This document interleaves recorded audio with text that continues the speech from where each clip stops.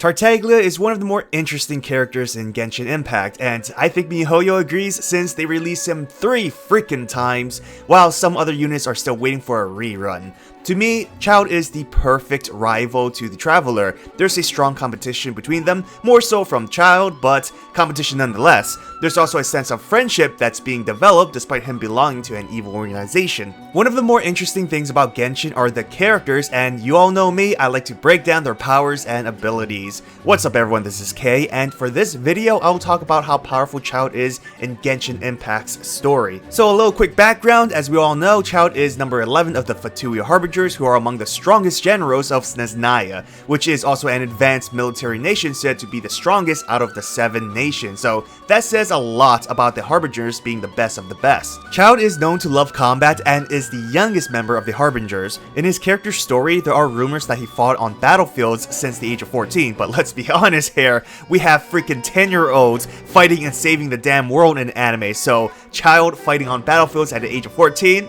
Not that impressive, especially in Genshin Impact, where they have freaking Klee being able to blow up and destroy mountains. So yeah, kids these days are dangerous. Tartaglia, or if you want to know his real name, Ajax, accidentally fell into the Abyss territory at age 14. That's where he met his master. I won't spoil any names just in case, but that's where he learned how to control some Abyss powers, which he does use. So again, that was just a quick background, but there's more to it. Let's talk about his combat abilities. He's known to be a master of different martial arts and is extremely skilled with all weapons but the bow. As a way to challenge himself and as a way to have fun while fighting, he uses a bow and arrows and is quite capable of using it. Out of all weapons, he is most skilled with swords and a spear since that's his preferred weapon when serious. Childe uses a Hydro Vision and is capable of infusing the element to his bow attacks, such as launching water torrents or shooting Hydro arrows along with other abilities. He can also manipulate water to form different weapons. Foul Legacy Raging Tide is when he creates and uses dual Hydro blades along with his spear. The combination between his 3 weapons makes him quite deadly.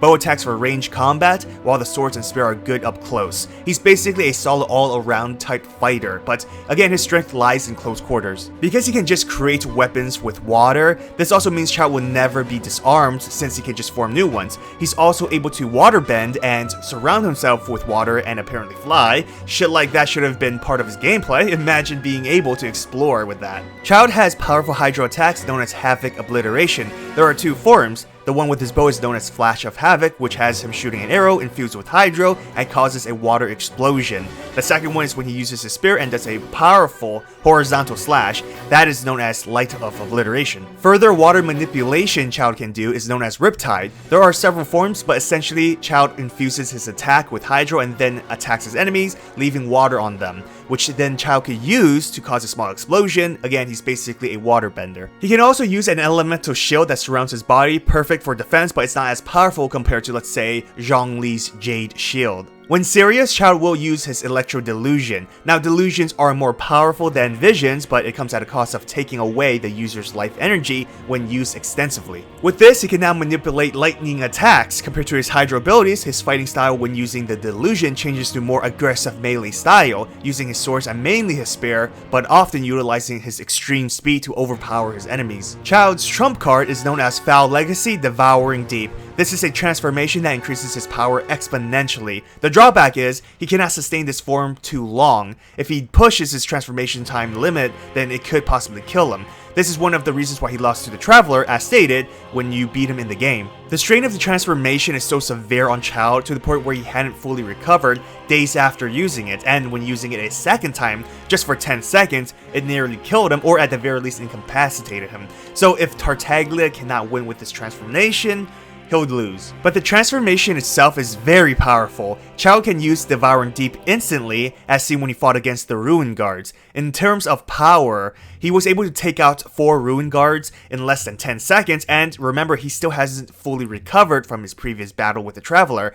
And keep in mind, Ruin Guards in Genshin lore is pretty powerful, no matter how easily you beat them in-game. In this transformation, his spear materializes, and Childe uses a combination of Hydro and Electro attacks. He also uses a lot of mid-range attacks, either throwing his spear, shooting arrows, or summoning Electro swords that strikes down on enemies. In this form, Tartaglia does have the ability to teleport either towards or away from enemies. One thing to know is that Childe is currently the only character who can use Foul Legacy transformation. This is because he learned it while he was training in the Abyss. There's no confirmation that Signora's transformation is the same, but I do believe her Crimson Witch form is from her own power and not from the Abyss. But she's been alive for what, 500 years or so she could have learned it, but again, there's no confirmation. Finally, Childe has 3 powerful attacks known as Ultimas. Ultima Dark Leap has him charging up, then jumps into the air and strikes down on opponents, blasting them with lightning. This move is unavoidable due to its speed. It's a powerful attack, but not his strongest. Ultima Celestial Voyager is when Childe summons a large Hydro whale that crushes enemies. It's a powerful attack,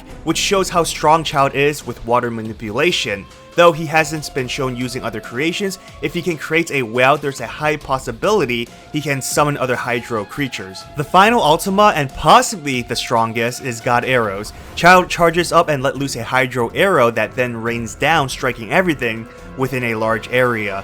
An ability such as this can wipe out groups of enemies at once. So how powerful is Childe in Genshin's lore? He's obviously one of Genshin's strongest human characters. He's actually one of the strongest Hydro fighter because of what he can do with his vision, creating swords, spear, a whale, and possibly more. Childe is weaker than the Traveler during their first battle. This is when the Traveler possesses 2 elements, and despite Childe using the Foul Legacy transformation, he couldn't defeat them. This could be due to this short time limit, but it's at the very least confirmed he's unable to win against the Traveler. The best comparison for Childe is with his fellow Harbingers, so there's going to be some spoilers for the main story. First, I think he is weaker than Signora.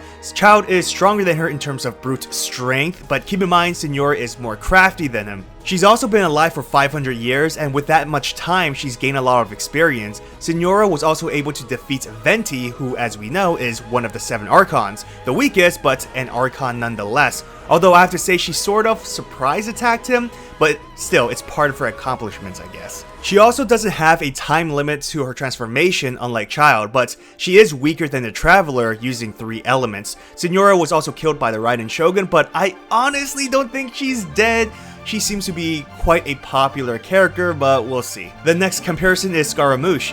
Childe is definitely weaker than him because, spoilers, Scaramouche is another puppet of the Raiden Shogun. There's no confirmation on how strong he is, but we can base his powers off of the puppet Shogun's abilities, which is very powerful. Through the puppet, A is possibly the strongest Archon currently until more Archons are revealed.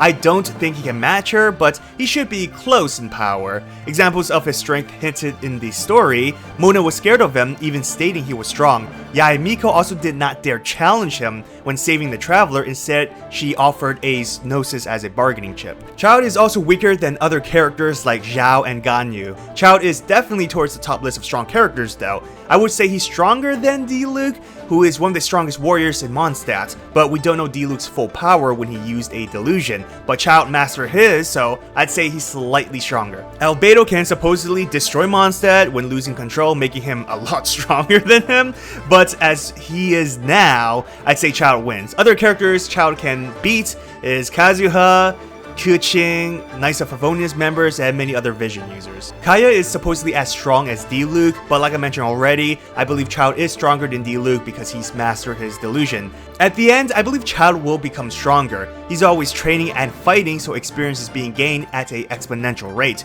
He's still a young warrior, and so plenty of growth ahead. Most importantly, he needs to find a way to use his Foul Legacy transformation for longer time periods. It's a powerful ability, but due to its time limitation, it can become a liability. Honestly, Childe is one of my most favorite characters in Genshin Impact. I believe his banners when I started to spend money, and like I mentioned before, miHoYo is building them up to be the Traveler's main rival, and the Traveler is one of the strongest characters in Genshin lore, even with just 3 elements, so in order to compete against them, I think he'll grow stronger. Well, there you have it, folks. If I were to simplify things and put Childe into a tier list, for example, because we all love that, right?